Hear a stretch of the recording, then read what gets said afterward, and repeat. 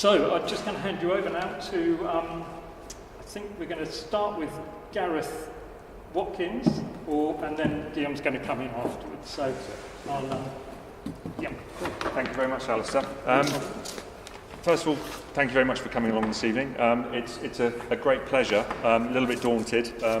Done a few of these speeches before, but normally to friends in the pub. Well, I probably bored all my friends in the pub about our trip. So yeah, a little bit daunting. I would prefer stupid questions. I might be able to answer stupid questions. I'm not sure I'll be able to answer anything particularly technical.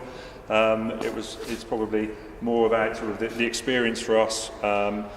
And yeah, the overall experience. We'll talk a little bit about some of the technical aspects of it. We'll talk about the kit and things like that. But it's very informal. Guillaume and I have sort of Guillaume has put the presentation, the vast majority of the presentation together. We haven't rehearsed it. We come here. We'll talk about the slides that are up there. We'll talk about our experiences and basically just try and sort of impart some knowledge, some of the excitement, some of the enthusiasm that we got from it all, really. So thank you. Right, so why Svalbard? For me, it was something that I've been dreaming about probably for about 30 years. I met a guy fairly early on in my sailing career who'd mentioned Svalbard, and I'd never even heard of it. Went away way before the internet, got some books out, got the Times Atlas out, looked at it, absolutely sort of mesmerised by it all. Listening to his stories about polar bears, about ice, about sort of all of the gear that he had to carry. He was up there in a steel boat, absolutely loved it, and I was totally enthralled by it from that moment on, and it was this dream. And then it really sort of came about and came into fruition. I was chatting to my girlfriend, it was late one night, I think we'd probably been out for dinner, and we were talking about just what would happen if we moved away from London, moved away from Europe, what would we miss? And I just said, well, I haven't sailed to Svalbard yet, so if we move halfway around the world, I'll have missed that. And she was like, I've never heard about Svalbard, where did all this come from? So we just sort of sat down, and she said, well, why don't we? It's like, well, we haven't got a boat, we haven't got any time, we can't really do it. But we can do all that, it's all achievable. So yeah, that was 18 months ago, just over 18 months ago, so 2 years ago, I think. It was around about 2 years ago. Okay, so right, well, we need a boat. So we went off, and yeah, that's another story, okay? Guillaume, do you want to talk a little bit about your reason for Svalbard? Yeah, why Svalbard is very simple. You can see on the map it's as far as could go with the boat, sailing there. After you need to walk. So that was an easy destination, and I've got a wife and 4 kids, and I decided to take 3 months off. So 3 months was a lot for my wife, and I needed probably 6 to 8 months to go to Antarctica. So the deal was pretty clear. Svalbard is it's probably the easiest point in high latitude sailing that you can get to in 3 months. So even you managed to do it in a shorter time frame, concentrated. So, and why there? Simply because the boat that I've been sailing has been commissioned by my father, who wanted to go there. Unfortunately, he had died before, couldn't basically make that dream happen, and I made a promise is basically to get that boat to Svalbard. That's what we want. So yeah, we'll talk a little bit about our individual expeditions. I think there were quite a lot of similarities, but also very different sort of timescales and sort of different overall itineraries. But we ended up going to the same places, meeting the same boats, sort of sharing a lot of the same experiences. Then we'll probably talk about the planning and preparation, and I think that's really where the sort of the Q&A is going to come in. We've got a list of all of the topics that are sort of pertinent in retrospection, but there might be other things that we've missed, so there'll just be a load of topics on the slide. We can pick and choose, we can go through that. I think as Alistair has mentioned, we probably wouldn't have enough time to go through every particular topic. And then we just talk about some of the lessons learned and sort of the things that we might want to do differently. Yeah, obviously hadn't prepared. Forgot that this was the slide where we're actually going to talk about why we went to Svalbard. As Guillaume said, yeah, ease of access. For us, it was really accessible from Europe. So I've been sailing on the south coast. London's my base. So for me, I wanted somewhere that we could do at weekends. So we could get the boat up there at weekends. and fly home, leave the boat, go back, do another little bit of a leg. Also, in terms of the sort of the Gulf Stream keeps most of the west coast relatively ice-free, so that meant that that you aren't in pack ice a lot of the time. Well, you aren't in pack ice any of the time, really. I mean, Guillaume had some experience of that, just running a few weeks later than we did when we were coming back. But once you're up there are facilities there. There's the main port there's Wi-Fi in the main port. There's mobile phone network in the main port. There's obviously paperwork to get in there. But in terms of actually getting up there, relatively accessible. The only other way to get sort of Antarctic or polar sailing is to sail halfway around the world and go down to the Antarctic. So for us, it was just like it's almost on our doorstep, really. I've heard stories about the landscapes, about the glaciers, about the icebergs, about the polar bears. It was just, it was something very different for us. We'd done quite a bit of sailing in the Med, sailing in the Caribbean, in the Pacific. Lots of sailing that isn't your general coastal sailing, so fairly adventurous. But it was just like, okay, that's been done. What's really different for me, and that was one of the reasons that we really wanted to go. And as Guillaume says there, it was a fantastic introduction. I think looking back, or before the trip, I was absolutely petrified. Have we done absolutely everything? I was sort of obsessive about it. Looking back, it was an introduction. We got away extremely lightly. I think we had relatively good weather. We didn't experience much ice. Looking back, there were some things that we were probably lucky. We'll talk about that, sort of the kit that we brought on. Right, so our expedition. So the general plan was to do as much of this at weekends, basically. I didn't want to take any extended leave off work, but in the end I took the whole of July off. So I was extremely fortunate in that respect. Got a good team at work. I could basically, the team would get on without me. I don't think they noticed I was gone for a while. So the main leg where we were away for a month was obviously going from northern Norway up to Svalbard. But to get up there, the first blue trip, or the first blue leg, was from Ipswich to Hartlepool. We actually did that in 2 legs, but that was just over weekends. The boat went in on a Friday night. I think I was in Asia. I flew back landed on the Friday morning. The boat went in. We put the sails on Friday night, didn't get much sleep. Saturday morning, a few of us set off. One of the crew, Alex, was with us, set off. This was before Easter, so this was March. So we wanted to do all of this in 1 year. So we worked back. We knew we could be up in Svalbard for the month of July. We worked back. It's like, okay, to do that, well, we need to be in Tromsø for this date. Then we need to be in Bodø for this date. Working back, okay, so we need to be leaving Hartlepool on Good Friday. So Easter was a lot later last year, so it was a very wet, still day that we left. We headed across the North Sea. Another one of the crew, Terry, was with us. Really sort of surreal moment leaving Hartlepool. No wind. We motored for the first couple of days across the North Sea. The red leg, which was up to Bodø, so that's just inside the Arctic Circle. That was our ultimate destination for that leg. So we had the 4 days off after Easter. We knew we all had to be back in work on the Monday morning. So that was our objective. All along that coast, on the northwestern coast of Norway, lots of potential alternative ports that we could have stayed at. So that was all planned. I had flights out of Oslo. So I knew that wherever we got to in Norway, all I had to do was get an internal flight back to Oslo, and then we were on the last BA flight out of Oslo back to London, so that we could all be in work on the Monday morning. Didn't go quite according to plan. About halfway up the northwestern coast of Norway, we'd probably had, I think it was a day of gales, wasn't it, Terry? And then, so we put in, got some shelter, really nice meal, good night's sleep. We all appreciate that. Then, following day, gale had blown through, so we went another couple of miles up the coast. So we did that for a couple of days. It looked very unlikely we were going to get to Bodø for that Sunday night to be able to be back in work on the Monday. So unfortunately, Terry then had to get off, but we knew where all of the airports were along that coast. We had pilot guides which covered all of those ports. We knew the timetables, we knew the schedules, so we had lots of alternatives. I knew it was really, really ambitious to try and get up into the Arctic Circle in the middle of April, but it was a fantastic bit of luck. We managed it. We got in there on the Sunday morning, and we were on a flight Sunday afternoon, and we were back in work on the Monday morning.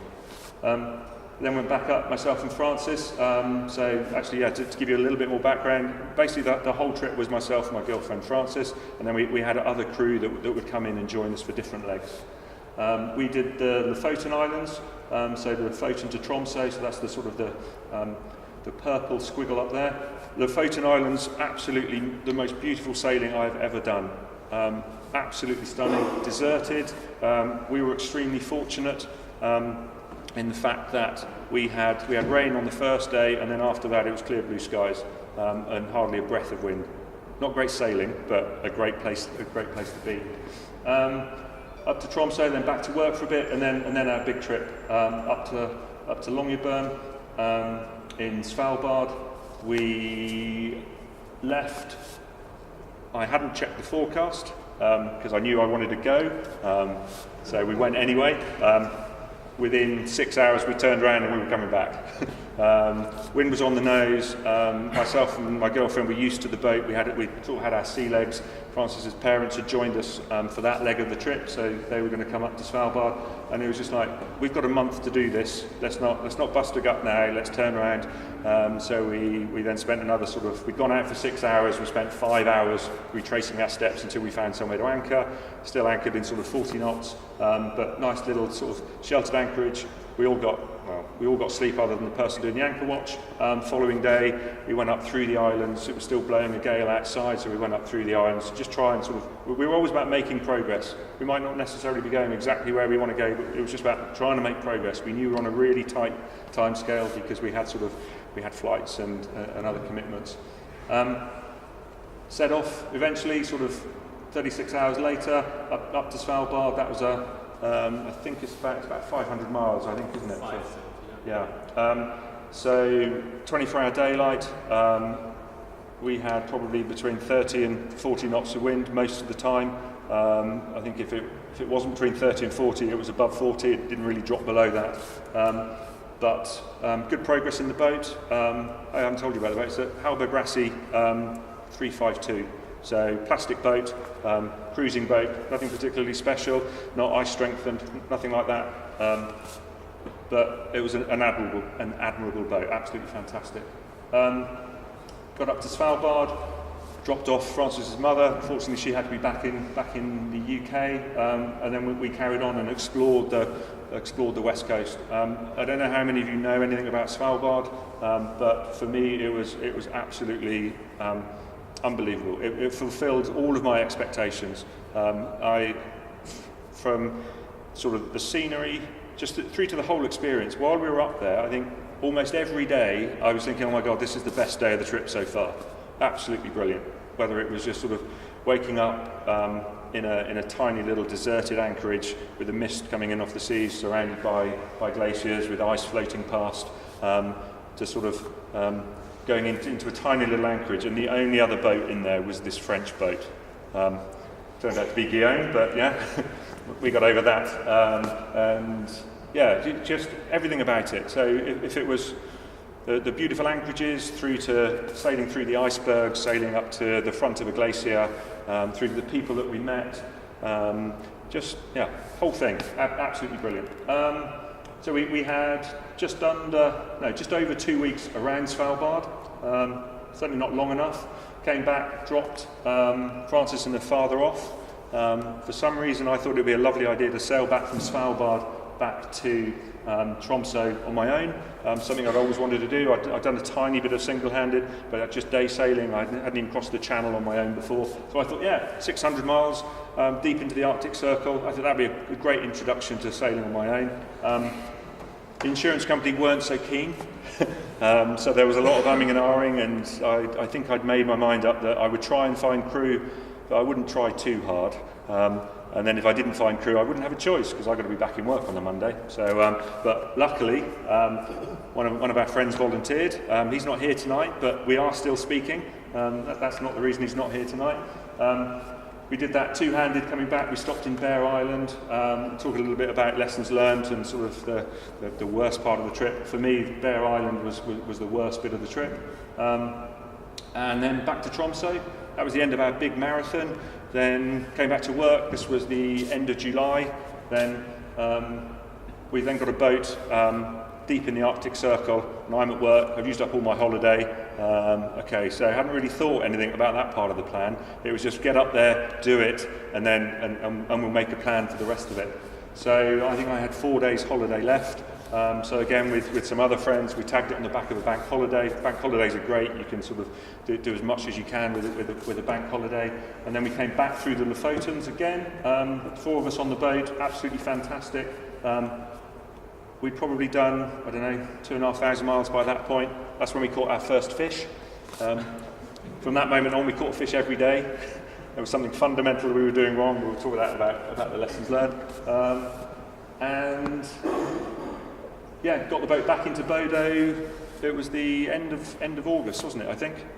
Beginning of September. Beginning of September, boat was back in Bodo. We'd arranged to have it lifted out. And that's where the boat is now.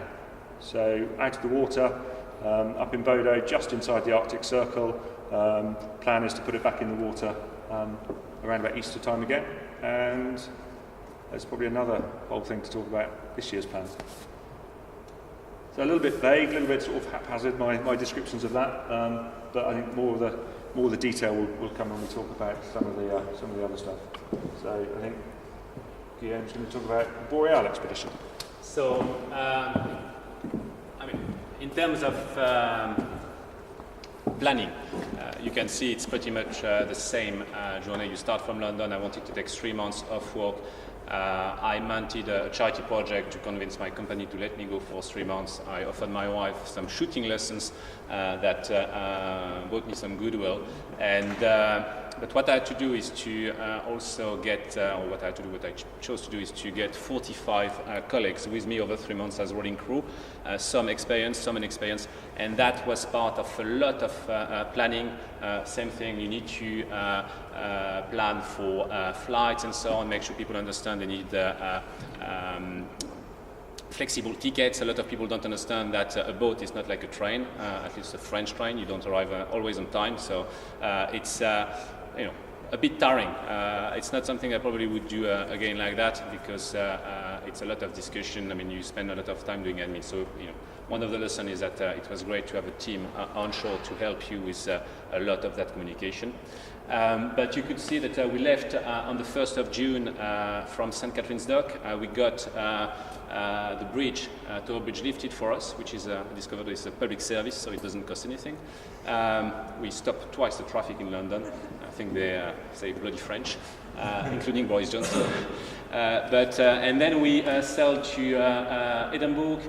From Edinburgh, we sailed to Lerwick in Shetland, and every time I left 2 days for the crew, basically each crew to get off and some crew to get back, and a lot of DIY, and I'll show you a few pictures. From Lerwick, we sailed to Trondheim, mid-Norway, because there's easy access, nice airport there, and from Trondheim direct to Tromsø. And then Tromsø, we went to Longyearbyen. We wanted to stop right in the middle in Bjørnøya Island, Beale Island, because it's right in the middle. It's also very nice, but we couldn't make it. I mean, the wind was blowing northeast. It's not a lot of wind, but very uncomfortable. I mean, it's you've got big swell coming from the west, and you've got a very short fetch coming from northeast with the wind. It was definitely 5 days of sailing, probably horrific. No one spoke for 3 days on board. They were all experienced sailors. No seasickness, but no one spoke. I mean, at some point when the wind vanished, we put down the sail, had a nice meal, because it was enough. So, and then once in Longyearbyen, I took a crew for 2 weeks around Svalbard, another 2 weeks with my wife and family, and then another week in Svalbard. So I spent probably a month in Svalbard before sailing back. And the boat is now in Bodo for the winter, because it's a lot of time to sail back. And the plan is next year to, in fact, sailing in June to Iceland, spend some time on the west coast of Iceland with the family, and end of August trying to go to the east coast of Greenland, Kangerlussuaq. So maybe, I would like to show you a few pictures to show you where we've been, what we have seen before opening for questions, because I guess a few pictures are worth 1,000 words. So I'm going just to swap this. Excuse me for a minute. So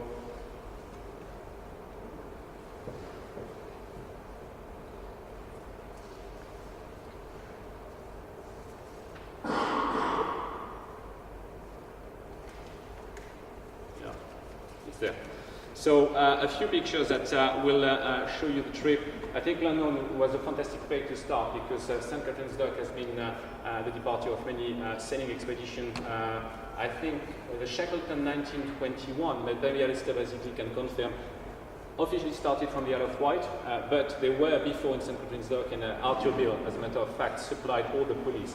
That's how I met Alistair in St. Catherine's Dock. I needed some sheet for my Genoa and my staysail, and guess what? You've got no chandler in London except Arthur Beale.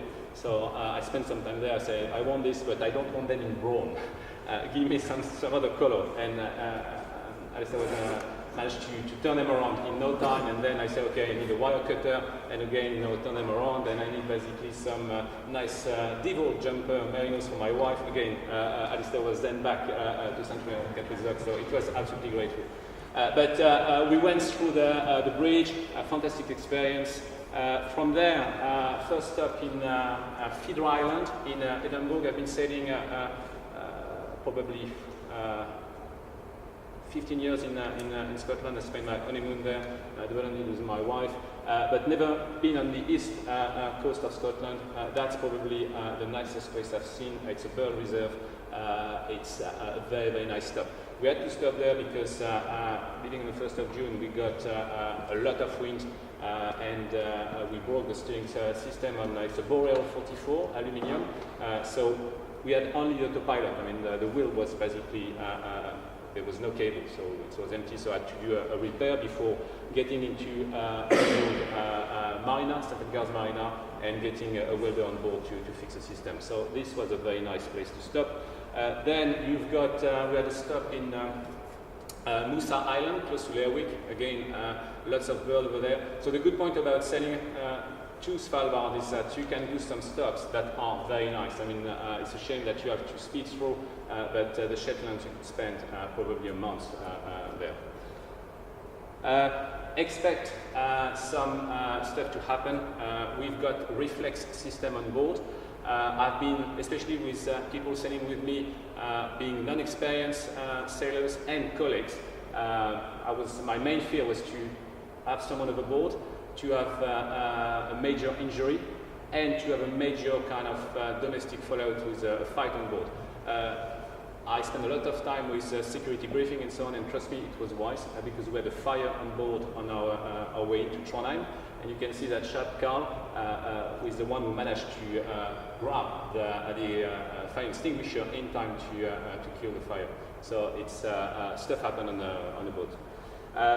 Expect lots of wind, especially in the North Sea. I mean, we had no wind at all once in Svalbard, but getting there we had probably 3 gale, proper gale. But because we were running the wind, it was very comfortable. But you need to be prepared for that. And I spent 6 months preparing the boat. I had my sailmaker putting a force reef into my sail. I had a short, small staysail, and it was very useful. I think I was not caught by surprise.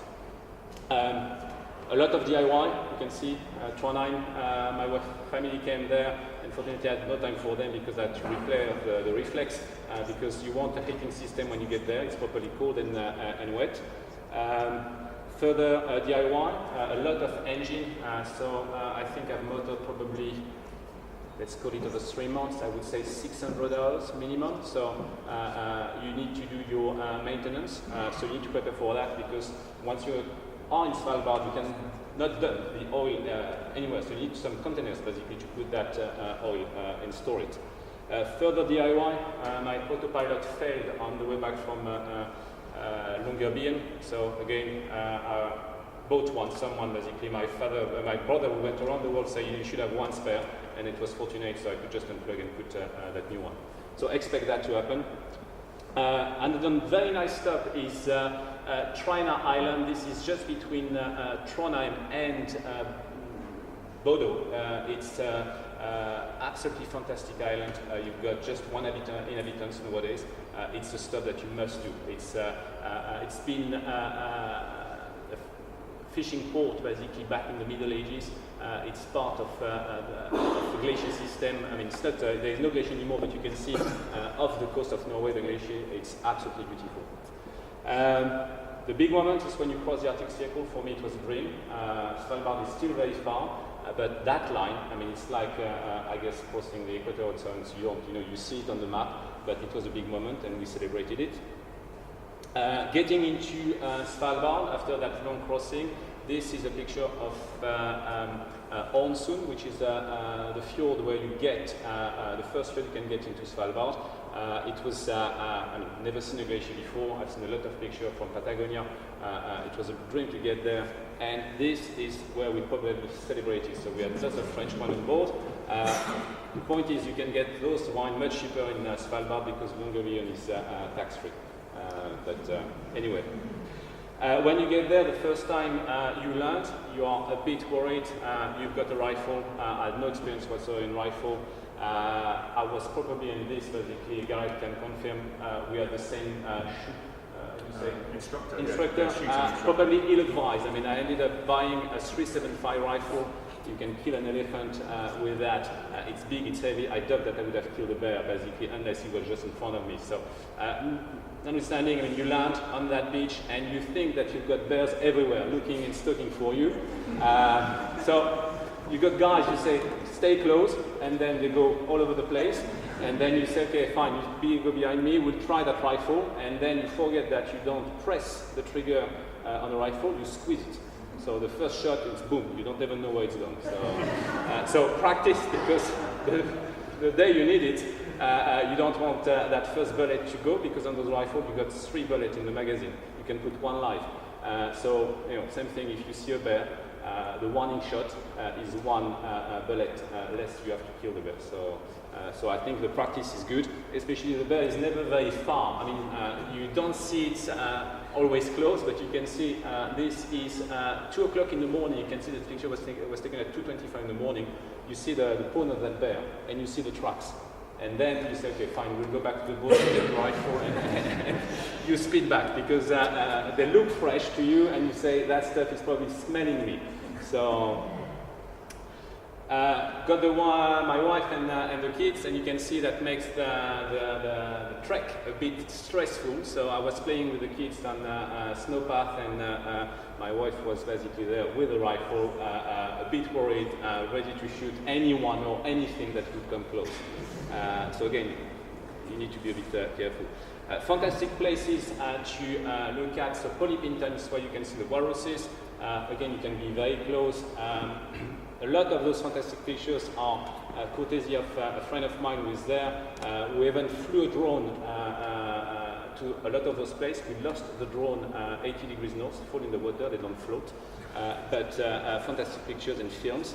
But this is a very nice place where you can get, like, you can stay there and you will be alone. I mean, there will be no one. And you are alone, or you can meet even a guy who is rowing on the west coast of Svalbard, and he's going to share with you his seal steak soup. So he's basically hunting the seal himself to feed himself, and he's creating the soup, and you give him some wine and some petrol, and he's feeding you with his meal. More wildlife, you can see seals, birded seals, fantastic pictures from Arctic terns. Probably the best from seabird over there. A stern attacking a fox. This is in Magdalena Fjord, which is basically probably the postcard fjord. And then the price. I mean, you look for those bears. You say, you promise your kids that they will see some bears, and they think it's Disneyland, that you can just call for the bear to come. And then suddenly, the last day before you go back to Longyearbyen, you are lucky because the bears are there, and you can see even a mother with cubs and you can get relatively close. I mean, this is taken with a teleobjective. You don't want to be on the beach when they are there because they are walking very, very, very fast. I mean, it's impressive. In terms of weather, you can see, I mean, you got everything. I mean, you can have probably, I wouldn't say 20 degrees, but it's relatively warm during the day. But just after, you get a breeze coming from a glacier, and then also it's sunny. It's very cool. So you need to be prepared for that and change clothes and to have, in my view, a proper heating system on board. Walking, it's fantastic to go around, but again, you need some proper shoes and you need to be ready to have proper food, emergency, probably leave someone on the boat and you've got a VHF or a sat phone. I mean, because something can happen and there's no one to come for help. I mean, because you've got longer beyond, you've got Nielsen, which is a bit further north. After, when you are up north, there is absolutely no one, and it's probably 4 hours to fly an helicopter to pick you up. So again, it's that joke, cruise or expedition, and it's in my view, it's a proper, expedition because you need to be self-sufficient. The cheapest piece of equipment that I got, some guys from high latitude who helped me prepare that trip say you should buy a garden hoe. I said, what's that? I mean, I'm not a gardener, hoe, H-O. So I looked in the dictionary, went to B&Q, had a 10-minute argument with some guy because my pronunciation, you can see, living 20 years in London, my accent is still very French. Eventually, I got that garden hoe. That was the cheapest and best piece of equipment that I got because when you put your anchor in Svalbard, most of the time you get a big pack of stuff like that and you need to cut it off. So I would highly recommend having this, and because it's long, you can stammer that relatively quickly.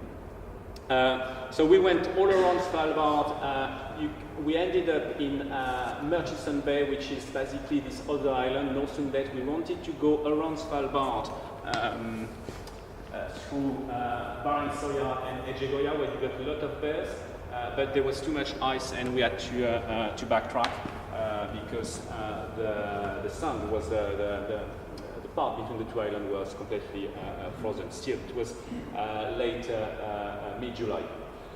In terms of where we have been, longer beyond is where, as Gareth mentioned, you can get Wi-Fi, you need to get your permit signed there, you can resupply, you've got very good connection, but it's not a very nice place to stay because it's very busy.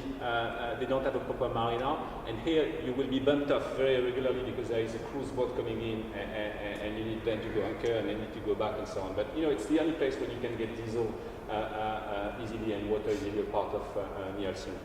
Other place very nice, Barentsburg, so you've got Russian settlement, Pyramiden in Barentsburg, something to be seen because it's like pre-Soviet era, so I mean if one can stop there I would highly recommend. My favorite place is this one, it's Blomstrand Amna, it's in the King's Fjorden, close to Nielsen, and where you get 3 peaks.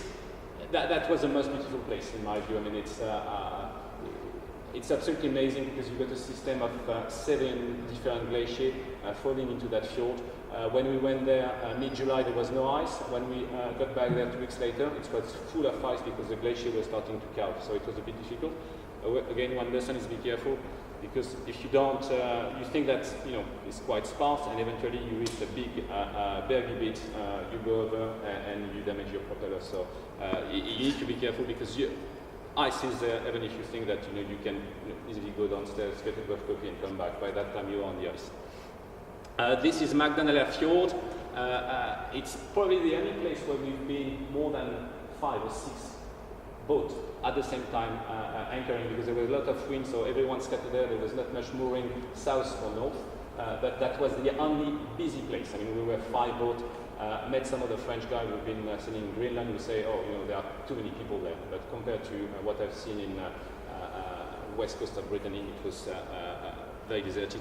This is Virgo Amna. It's where they've launched some some expedition with balloon airships to the North Pole.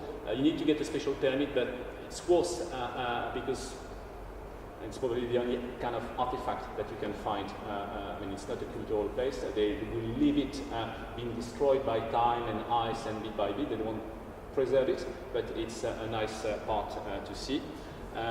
This is Monaco green, absolutely fantastic, and you can see this ice color blue. I mean, it's something that I was absolutely completely gobsmacked by that color. And you want to be very close. Again, be careful because they calve, and at some point you can see a big splash. And that was the further north point, is Murchison Bay. It was still icy. We wanted to go through, so that was taken with a drone that we lost at sea. Rest in peace.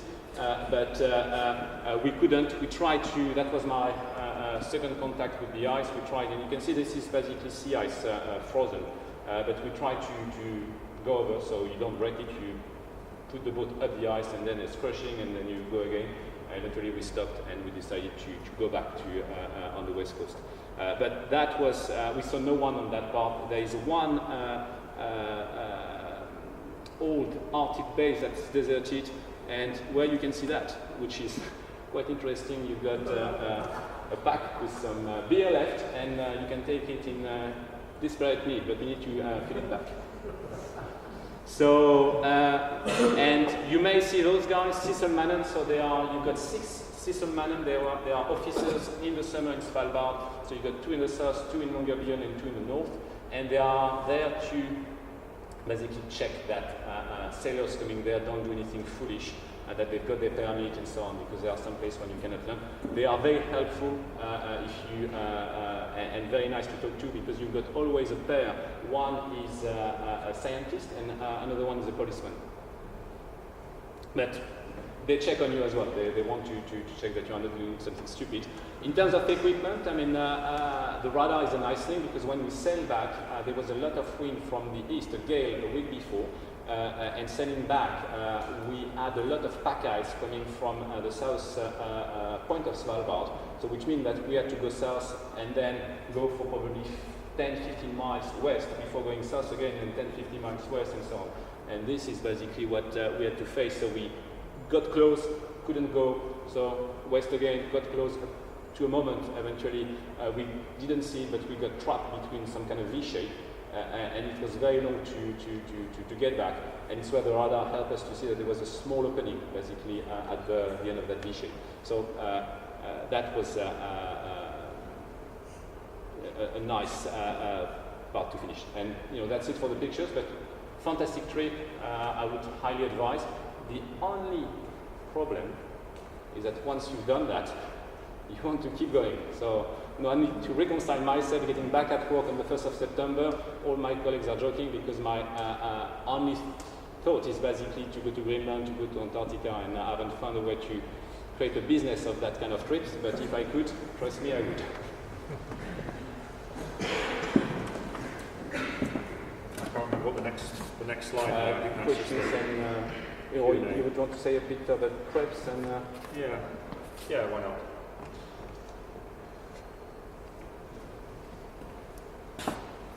So we've talked a little bit about time off work. So for Guillaume, he'd taken a big chunk of time off. For me, it was very much about trying to do it in short stints. Partly that made it. I think that made it easier for me. It meant I could use weekends and I could use bank holidays. So ultimately, I got longer away for less time off work, and it also fitted in with my girlfriend's study and work as well. So we knew that she had July off. So that was quite key for me for the whole thing. But I think it just goes to show, if you commit to something, no, that sounds a little bit obtuse really, but no, if you just plan something, plan alternatives and go for it, and then just see where you end up. We were quite lucky. I think we met every flight that we needed to. But in terms of doing that, yeah. I mean, on my side, you need to make sure that crews understand that flexible flight is key. Because, for instance, I mean, coming back from Tromsø to Bodo, my gearbox failed. It took me a week basically to fix it. So, which means that a crew that couldn't get there and some whinged because they had flat ticket and so on. But so it's very important for them to give enough time and for them to understand that it's not a science, it's an art basically to get to so many times. Yeah. So for us on the trip up to Svalbard, Francis's mother was going to spend the entire 3 weeks with us, but she had to fly back as soon as we got into Svalbard. So for us, in terms of the flights, I think just having somebody back in the UK that we could send a simple text to on the sat phone and say, can you arrange a flight? This is our ETA. Then we don't need to worry about it anymore. So it also helped immensely for the weather. We'll talk a little bit about our different approaches for getting weather forecasts, and we're keeping up to date with that. But for me, yeah, having that ability, having somebody back in the UK that is your point of contact, send them a message, and they can go away and get that sorted. Paperwork.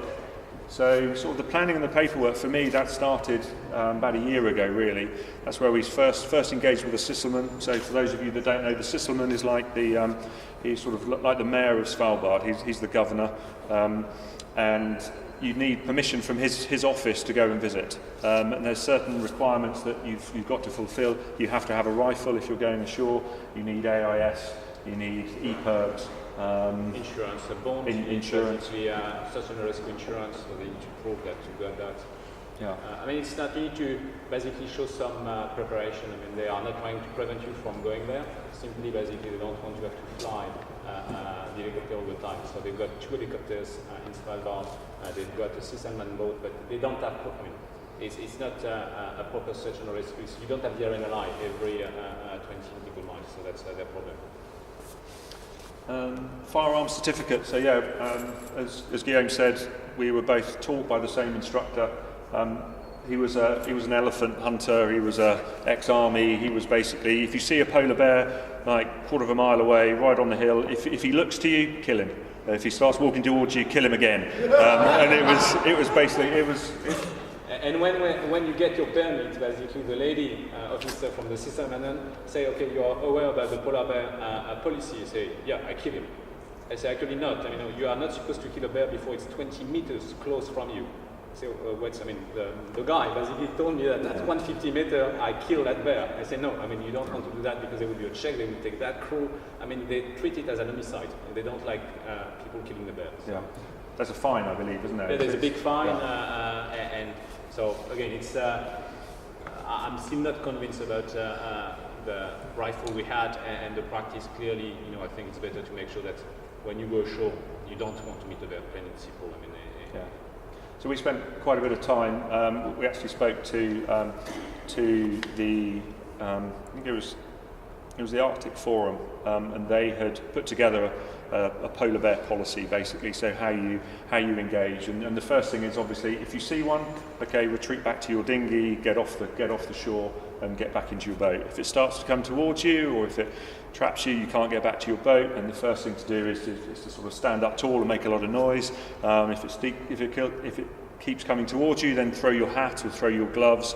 The smell might detract it while you get back into your dinghy, and then if it comes to within sort of 100 yards, you're supposed to fire some flares at it, not at the ground in front of it or not over it or anything like that.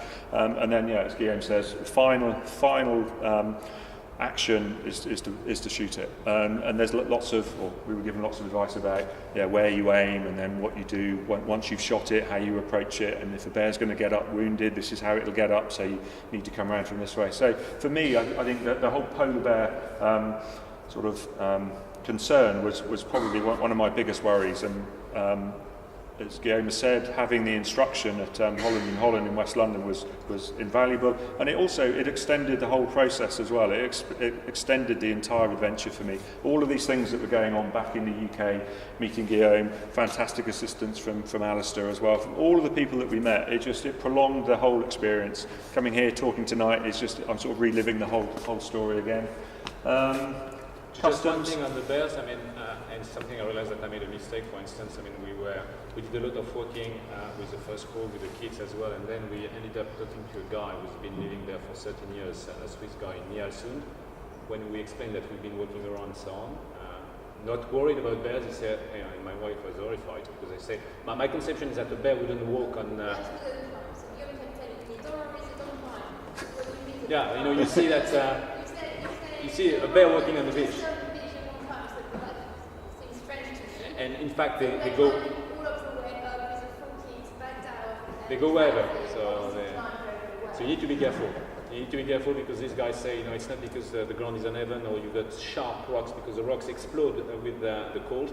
So you think it's very harmful, for pawns of the bear, and you say they don't care, so they want to eat you, so they will. And it's where you realize that you take some comfort to say, after the first landing, you say, okay, there is no bears, so let's go around. And I think it's where you need to be careful. Yeah, I was also concerned. I'd heard a story, it might have even been from you, Alistair, about some guys had gone ashore in their dinghy.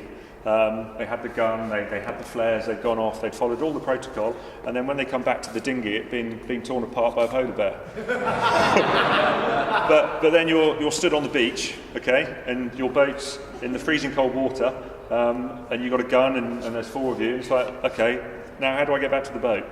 So, yeah, who's swimming? So we always took a survival suit with us, and there was sort of a nominated swimmer, so whenever we went off, somebody would be sort of nominated to swim back to the boat. Actually, I never told anybody that they were nominated to be the swimmer, but thinking about it, it was never going to be me, because I had the gun. But yeah, so it was almost paranoia for me. I was petrified about meeting a polar bear. We didn't see a polar bear. The closest we came to a polar bear was a reindeer, and I had the rifle over my shoulder, and I couldn't get it off my shoulder quick enough. Well, I couldn't get it off my shoulder actually, and this reindeer was just looking at me. Everyone was taking photographs, and I was trying to calm myself down. Customs, for us, customs was a bit of a non-event. We'd heard lots of issues about importing boats into Norway because it's outside of the European Union. So we went through all of the paperwork. It seemed to be a massive rigmarole, but that all went smoothly. And I discovered personally custom meeting Gareth because I didn't even basically do the custom entry in Norway. So I completely forgot that Norway was out of the EU. Again, very French. We think that. Everyone is reporting to Brussels, which was not the case. So in fact, I did it back on my way back. But it's not a big deal. I mean, it's just if you want to leave your boat for the winter, you cannot leave it for more than 2 consecutive years. So it's that as part of the treaty properly. But most of the customs sort of areas now accept everything by email. So I only found that out as we were coming back from Svalbard back into Tromsø. We were really tight with the flight. We were coming in on a Saturday. Customs was shut on the Saturday. So again, sent a text home. Can someone contact customs and basically just get an email address? Can we clear in via email? And the response was yes. Here it is. So yeah, I'd never even thought of that before. But yeah, you can do it all via email. In terms of boat preparation, I mean, for me that took probably 6 months because the boat went for 4 years on the world trip before. But what I wanted to make sure is that I had all the preparation I could, all the spare parts, heating system working, clothes. I mean, it's something I discovered. I mean, probably you want to get that from Arturial, Beale stuff. It's fantastic. Merino spool, doesn't smell, and it's very, very warm. And that was, I discovered this. I've been cycling in London and wondering for a long time, wondering why I'm not, I've been not been using that before. But again, survival suit, you need to find it. I do believe it's important. First aid kit plus. I had a doctor on board, and I think Francis is a doctor by background. I think it's useful to have someone who can do something a bit more advanced than a plaster, because we had someone basically managed to tear apart his ear, and we had to do that 80 degrees north. I mean, so that's having proper stuff on board is good. Food as well, stock up with food. I mean, we had a lot of pre-cooked bread, and that was very nice. But this is not, I would say, different from what you would do, I guess, for a normal long trip. Just so that we can open up to question, Gareth. Very quickly, navigation, electronic chart, paper chart, pilot book, and pilotage. Electronic charts are very good. The navionics can get much more precise than the paper chart. Paper chart, I think it's good to have them, but it's a bit frustrating, especially the more north you go, you get the chart at 23 pounds, but you got lots of white. So it's not even unsurveyed, it's white. So, but still above 80 degrees, there is no more electronic charts, so I think it's good to have them. In terms of pilot book, I found the NCG Norwegian Cruising Guide. The feed is very, very, very good. That's what I use, and I discovered that has been a contributor to the Jean Mayen section. So, sending an email saying, "Is that your boat there?" So. And in terms of weather, I mean, you need obviously to get forecast. I mean, the weather over there was very mild because you got the high pressure from the North Pole. So apart from some katabatic wind, where you can have basically 50 knots blowing, but it's completely flat because you are in the fjord, I didn't have much.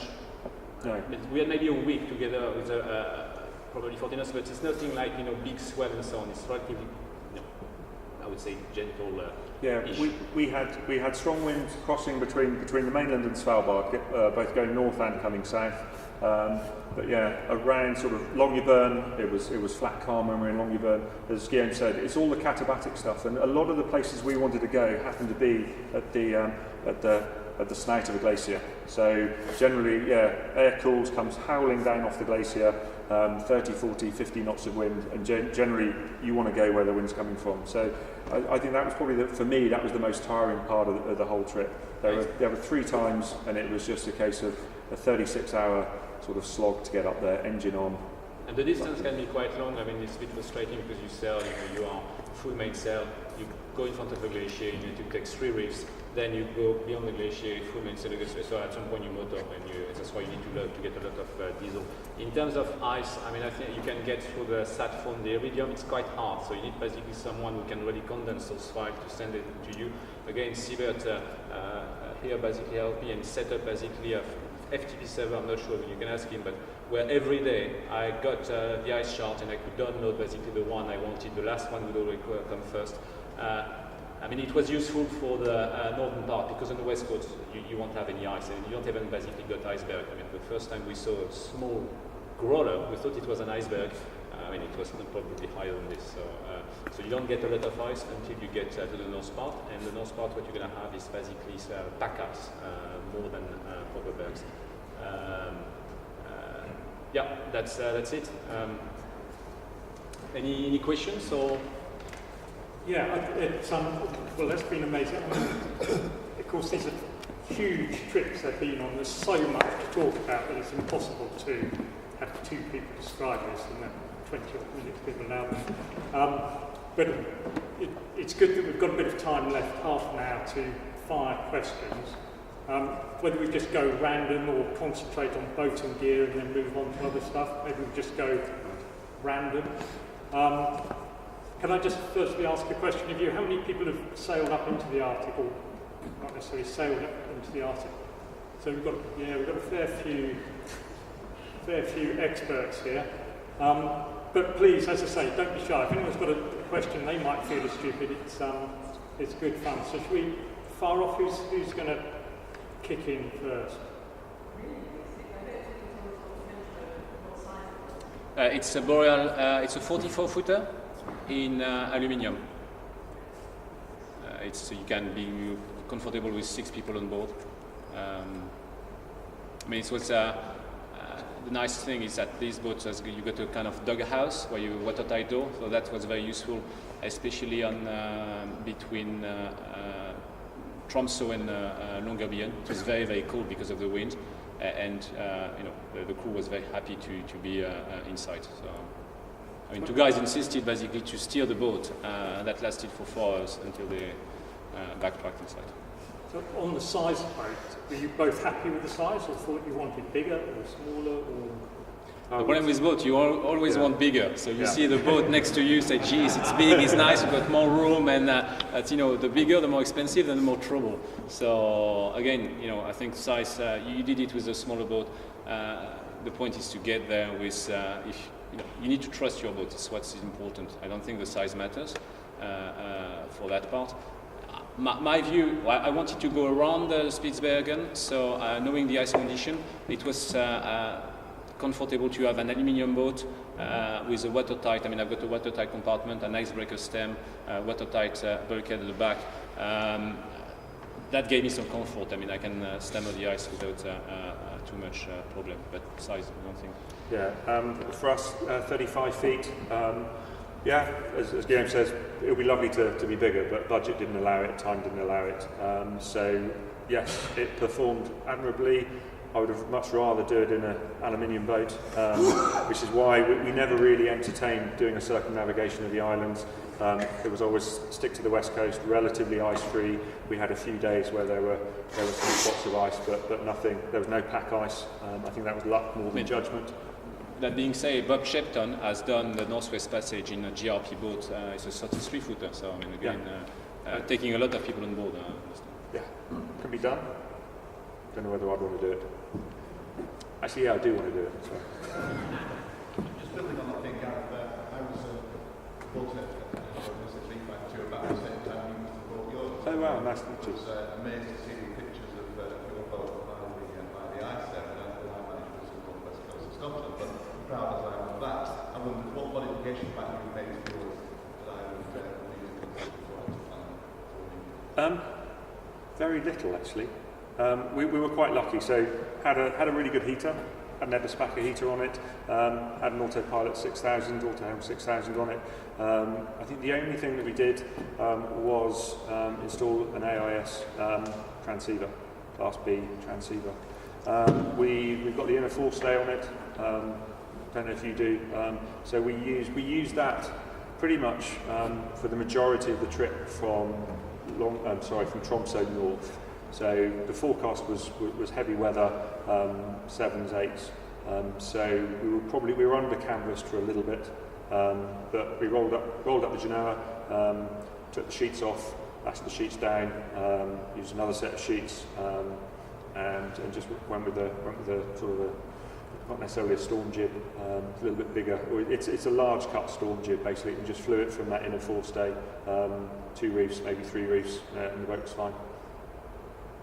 I don't know what else we changed. Nothing. If I think of anything, then I'll. The red jacket.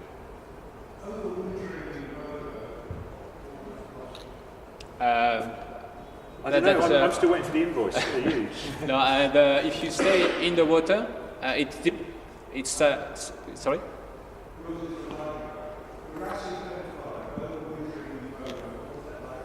2,000?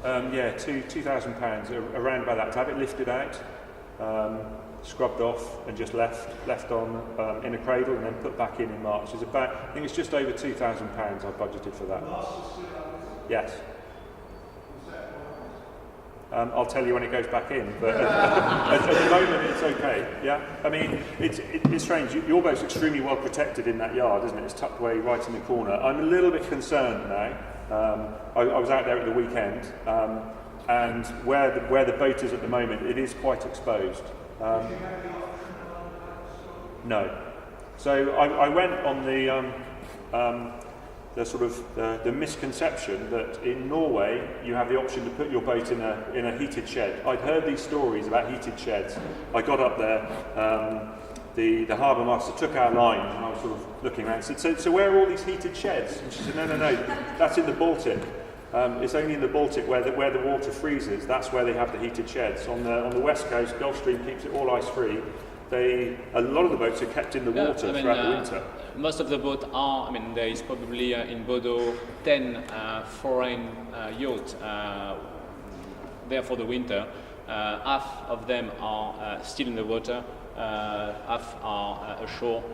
What you need to consider is that the ashore is going to be more expensive during the winter time, but when you get to April, you get to the summer season, and then the water is more expensive. So, but it's fairly easy. Again, it's not very cold. It don't have a lot of snow. It's wet and windy. So, but your boat, yes, is exposed, but you've got a lot of other boats around. So. Yeah. And the guys they know their job. They are Norwegian. They can be a bit rough, but they know what they do.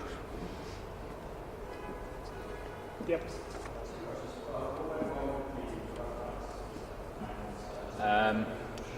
With the reflex? Okay, the reflex is a very basic technology. It's simple. There is no electricity, nothing. You've got a furnace, and you've got a little drop of gasoil that's heating a plate that is very, very warm. The problem is very simple. That boat went around the world in Patagonia and so on for 4 years, including probably a year and a half in close to Panama. And my brother was sailing it left the chimney, and you had condensation. that furnace started to rust. I didn't see it.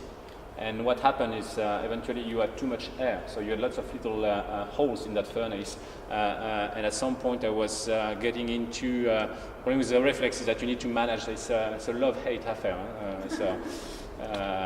Because you got, if it's not directly into the wind, you get to get lots of fume inside and so on. So I was trying to change chimney for a direct one to H-cap, and then that created a massive vent, and suddenly I saw lots of flame going inside.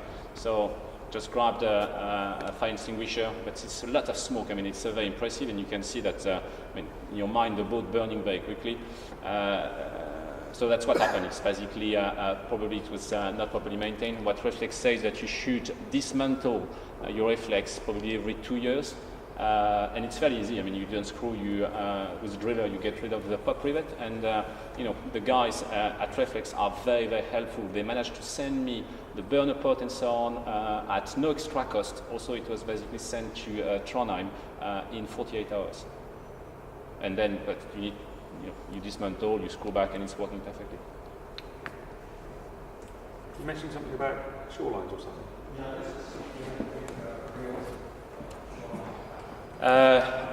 Yeah, I mean that's so again, experience from my brother in Patagonia was that shorelines were very useful because it's very deep.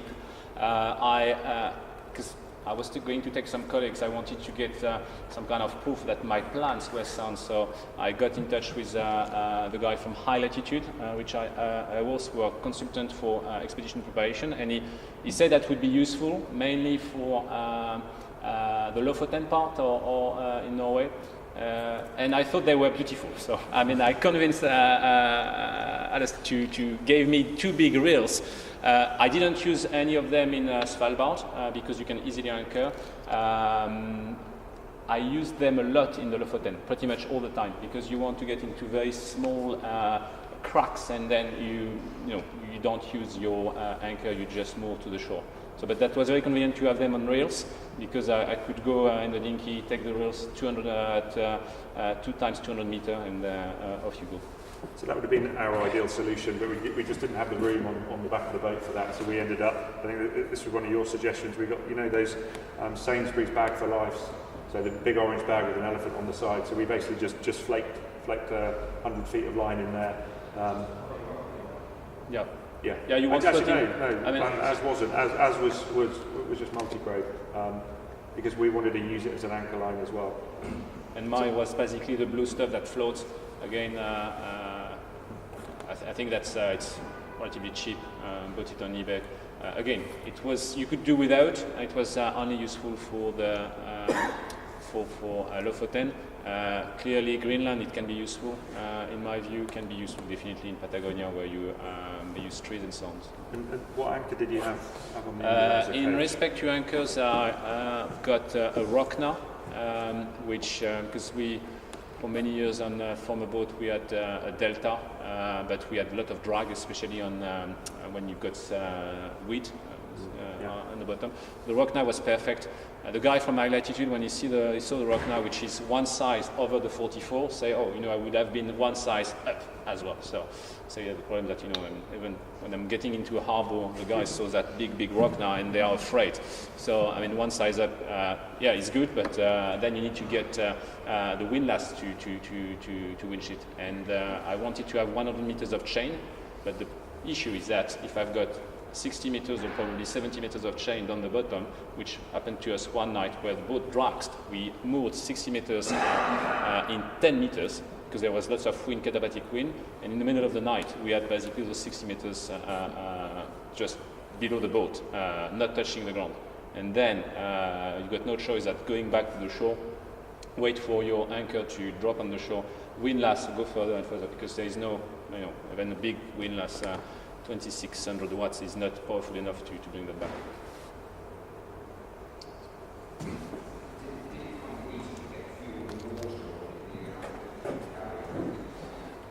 Again, I guess that's going to depend of what you've got on the boat. The Boreal 44 has been designed by to be, I mean, it's a kind of pre-expedition boat. You don't have the 1,200 liters of gasoil that you've got in some expedition boat, but I've got 600 diesel. I've got, in fact, 650, 800 liters of water. But I always had, at least I think I had 200 liters of diesel in addition in jerrycans. That was useful because with Seabird, one day I've got a pump to fill up the reflex, and unfortunately when you press the button it fills that spare tank on which is above the waterline, and then I went to do something else, forgot, and I ended up with 400 liters of gasoil in the bilges that I had to unfortunately pump out in the water, which is not very nice, especially in Spitsbergen. But guess what? We started to motor, and after 2 hours, it's like, no, the engine stopped, and I was lucky to have some spare one. So you won't find it, you will find it in Longyearbyen, no problem. You will also in Ny-Ålesund you can find some. It's a bit, yeah, you can find some in Ny-Ålesund.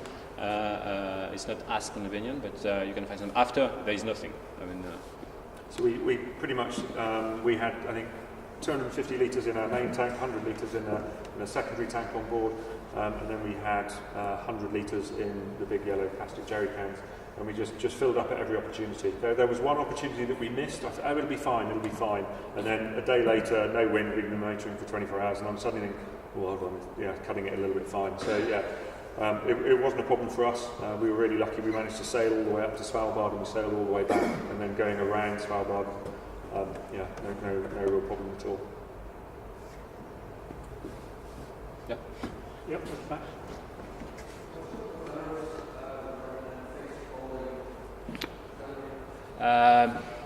I mean, personally, the boat was fitted with a three, what do you call that? Sorry, three-bladed fixed propeller, but my boat is a lifting keel, so my first, it's like, it's very sleepy, so my first entry in Chichester Marina in the south was a disaster. I ended up basically against another boat because once I want to turn, I don't have any traction reversing, so I decided to go for a J-prop. I mean, it's not folding, in fact, it's feathering. But the beauty is that when you reverse, it's your propeller goes. In fact, you end up with like running front and not rear. So it's quite good. Problem in the ice. I mean, clearly it's going to be more fragile. So for going to Greenland, I will put back the fixed one. We have a Brompton, so feathering worked absolutely fine for us. We had it serviced beforehand, absolutely fantastic service from Brompton actually. I spoke to them at the boat show. I was going through, okay, so what kit do I need to take the blades off? How do I service the bearings? And then right at the end, I think I went away and had a couple of pints and came back. It's like, would you do it all for me? And they said, yeah, where's the boat? We'll come and pick it up. We'll pull it off the shaft. We'll service it for you, put it back on. And yeah, it was brilliant. So that worked faultlessly. And then I just greased it last weekend. So there is just one thing that, again, you guys would say you need to take a spare propeller, which I agree, but when you get there, you realize that you don't have lots of tide. So for me, I had this idea that I could just basically beach the boat, wait for the tide to go back, change my propeller, and then when you get there, you realize that you don't have enough tide to do that. So I had a dry suit and a scuba diving kit on board. I'm still wondering whether I could have changed a propeller just diving. I mean, not because of the cold, because it's clumsy. So I don't think that it's possible. So the visibility is also fairly bad as well, isn't it? I guess you got your nose on the propeller, but just manipulating an Allen key, and I mean, it's those propellers are relatively big. I mean, it's not something that I'm. This one I don't have. It's still a question mark for me. I've done that. Sorry? I have done that, changing underwater. It was small, and it was quite an adventure. Do you use water makers? No. Nope. And why is that? It's because I've got 800 on board. The water maker, again, in my view, it's an incitation to consume even more. So, I mean, I had a crew probably for 2 weeks where you had only 3 sailors and 3 non-experienced, so you would expect that, you know, a lot of water to be consumed. But if you are a bit ruthless, I mean, we went for 2 weeks with only 1 refill, no problem. The problem with the motor maker, it's a lot of maintenance, because if you leave it for the winter or even for more than a month, you need to remove the membrane and so on, otherwise they would stick. And then the other issue is that you need to produce electricity to make it run. So it's my choice was, you know, not to. It takes a lot of place as well. I've heard you need to preheat water before it goes into the water maker. I've not heard that. I know that the performance is directly related to the water temperature. The other thing is, we'll talk a little bit about the sills. So I'm not sure what its performance would be like. When you're offshore, yeah, it's fairly clear water. But the moment you're in any of the fjords, it's this really sort of milky water, isn't it? It's you get some brown patches. Yeah, all of the glacial runoff. So from Longyearbyen, there's a little river in Longyearbyen, and it is thick mud basically flowing down, and that flows out. And that sort of hugs the side of the fjord. And that's something that I was discussing with Alasdair on 2 weeks ago, is that over 3 months I had to change probably 8 times my impeller because I got some plastic valve and so on, but I think also that it's being wearing out because of the seawater, lots of silt and so on, so probably I will have to change my water pump as well. And we changed ours beforehand, so I think I changed it when we got to Norway. I then changed it just before we left Tromsø, so we had a brand new one in leaving for Tromsø, and it's the same one that's still in there now, but I'll change that before it goes back in. Again, you know, it's relatively cold, so I mean, it's not like in more in warm and wet weather where you want to take a shower and so on. I mean, you can do perfectly fine without a shower for probably 4 days. I mean, it's okay. So I didn't feel any need to have more water, and you can find some in streams and so on. So.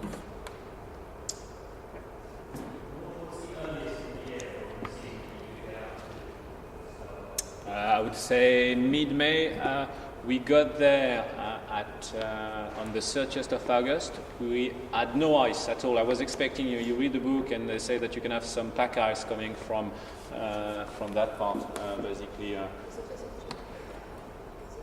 30th of June, yeah. So what they tell you is that you can get some ice coming from that part of the Barents, and there is a current that's going from east to west. I didn't have any of that. I had this basically coming back, but I met a guy, the skipper of Sky Dancer, which is a chartering boat, got there on the 10th of June, and he had to, you know, in fact, it damages. He's got a big schooner, 20 meters schooner in steel, and the boat is for repair because they hit a lot of ice, and they had to go through. I mean, he decided to go through the pack, and that was basically the 10th of June. The ice condition can change completely. It's going to a bit of wind. I mean, 25 knots, 30 knots of wind in one direction, and the ice is moving very, very fast.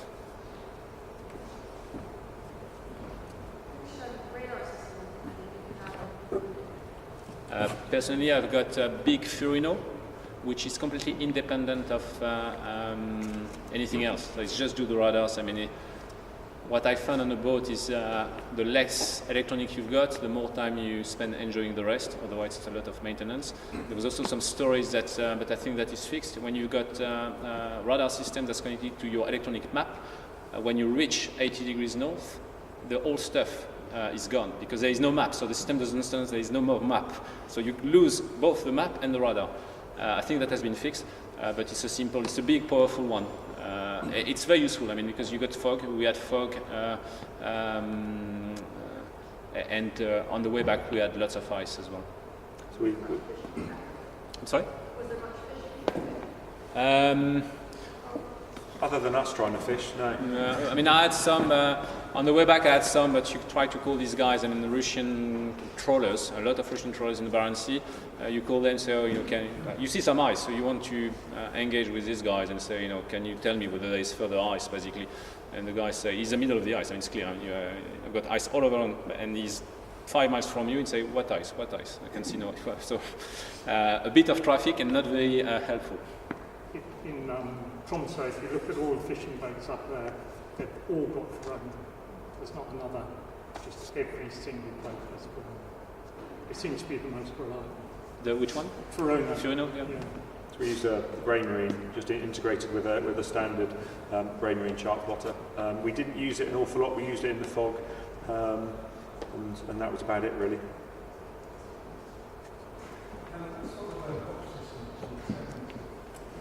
For us, it depended how many people we had on board. So if there was 2 of us on, I think we would do 3 on, 3 off.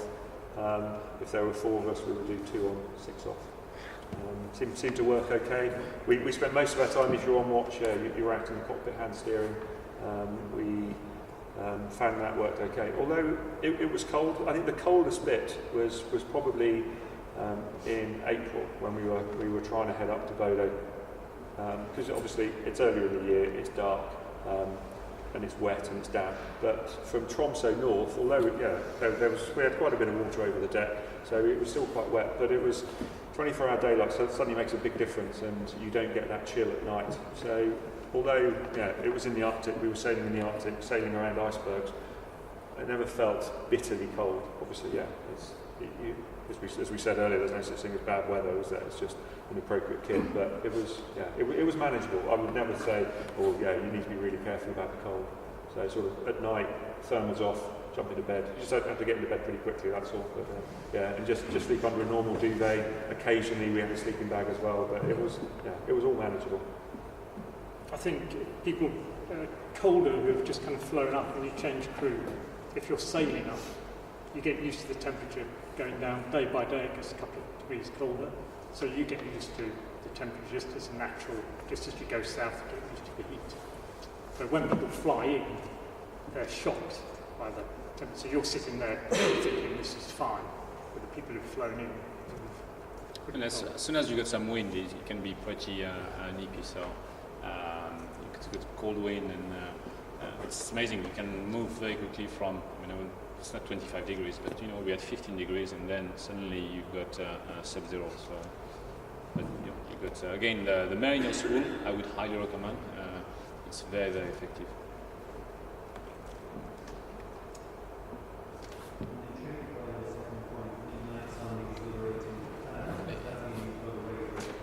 Yeah, this is. You get into Trondheim. The first experience of the Midnight Sun started in Lerwick in Shetland, where you've got. I was used in sailing Scotland of the very short night, but you still have a night from midnight, let's say, to maybe 4:30 in the morning. From the point you get into Spitsbergen, you've seen some of those photos. It's 2:30 in the morning, and you need sunglasses. So, which means that, especially when you don't have kids on board and so on, you want to do a lot. After 2 weeks, my wife got on board with the kids. I was shattered. Absolutely useless because your body suddenly stops. You keep going. It's 2:30. It's bright sunshine. You want to explore and so on. So that's why you need to manage. At the beginning, you say it's fantastic, and you understand why they need basically 4 months of full polar night to recover.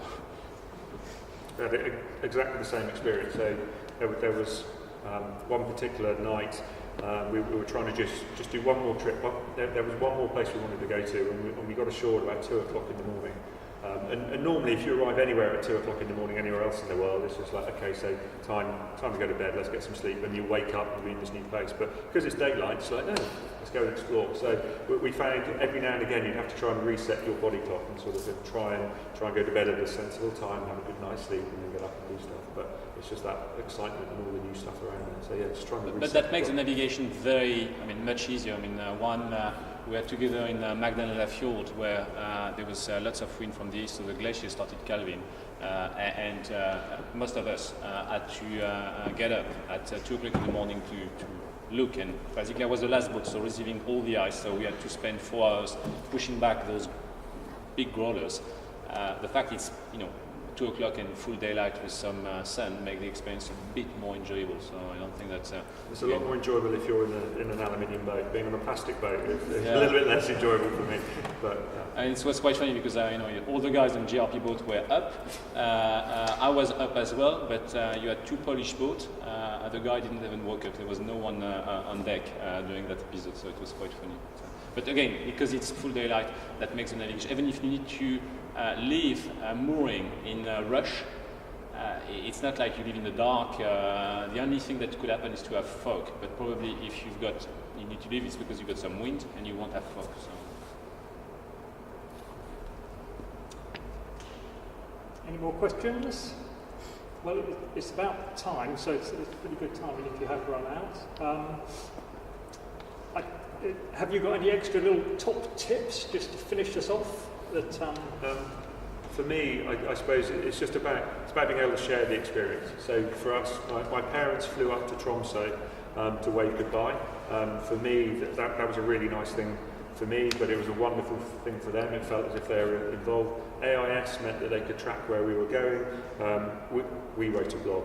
Find somebody who'll write a blog for you is my advice. So my girlfriend wrote a fantastic blog. You can go back and we reread that, and it just brings the whole sort of experience back to the forefront of your mind again. So yeah, share it with as many people. Get out there and meet people. It's about meeting people. It's meeting you guys. It's the whole experience. So yeah, share it however you can. I mean, I won't add more. I mean, again, the support that you need to get in terms of, again, we had the issue with a cooker that I bought in France, was not delivered on time, ended up in Luton, and I understand that I'm not going to get it before going to north of Norway. I was fortunate enough to have a friend who is in the shipping business. I'm calling in on Friday afternoon at 4 p.m. And I say, Christophe, I need that cooker in Edinburgh tomorrow morning because I need to leave. I had that cooker basically at 2 o'clock Saturday morning, having called at 4. So I think that kind of support is, especially if you're on a tight schedule, is important. But no, the only thing is, if you like sailing, if you like to go there and be of the wild, I mean, you won't get the marina. So you won't be able to plug your boat to have the ice for the whiskey, but you can get it from the Bergebits. So you need to be self-sufficient, but that's also the beauty of the voyage, is that you feel when you are very up north that if something happens, you are ultimately responsible for your own action. And I don't think that in this life in London you feel it every day, and even sailing around the UK to some extent, but definitely over there. I mean, you are on your own and responsible for your own action, so it's relatively exhilarating. Great. Well, thank you very much. Big hand for.